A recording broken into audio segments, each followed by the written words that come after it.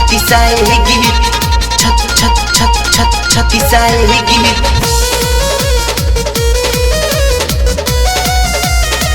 Music by TR digital recording studio. छत्तीस आएगी।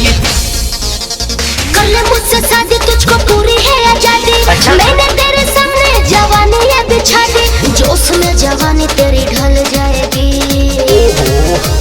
छत्तीस आएगी, छत्तीस जाएगी, मेरी वाली को मेरी मम्मी लाएगी। क्या? छत्तीस आएगी, छत्तीस जाएगी, मेरी वाली को मेरी मम्मी लाएगी। समझी बेबी? ओहो छत्तीस आएगी,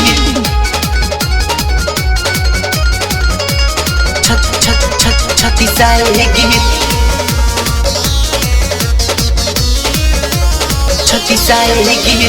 तेरी जैसी लाखों मेरे आगे पीछे घूमती है, फेसबुक से फोटो लेकर दिन में 100 बार चूमती है। चल जाना। मेरी हॉट सेक्सी लोग पर लाखों कमेंट आते हैं फेसबुक पर। मेरी हॉट सेक्सी लोग पर लाखों कमेंट आते हैं फेसबुक पर। बातें छोड़ने गोड़ी बात ले मुझसे प्रीत की डोरी, नहीं होगा। खूब जमेगी जोड़ी यारा तू छोरा मैं छोरी। तेरी मेरी प्रेम कहानी चल जाएगी। कभी नहीं। छत्तीस आएगी, छत्तीस जाएगी, मेरी वाली को मेरी मम्मी लाएगी। अच्छा। छत्तीस आएगी, छत्तीस जाएगी, मेरी वाली को मेरी मम्मी लाएगी। हाँ तो हम भी देखेंगे। छत्तीस आएगी,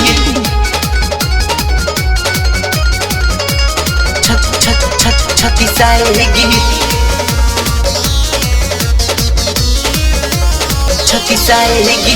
मेरे घर पे लाइन लगी है तेरी जैसी बॉबी की, घाटी घाट की तुलना लड़की तुकती है धोबी की। समझी?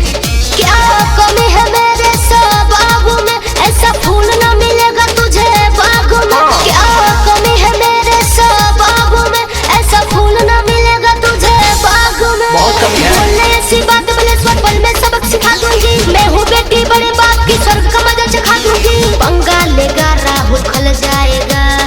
तो सुन।